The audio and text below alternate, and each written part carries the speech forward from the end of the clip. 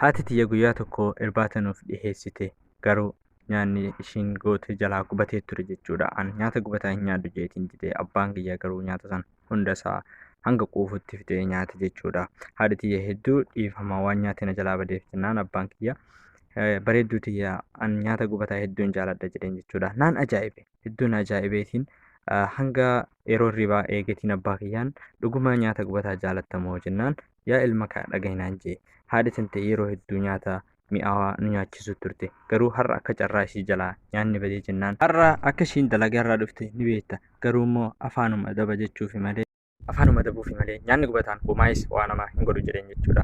Saniifuu bultii teessan keessatti yoo bultii gammachuu jiraachuu barbaadan yookaan tokko bifa takkaan hirrisee tokko itti guutaa adeemaa jechuudha.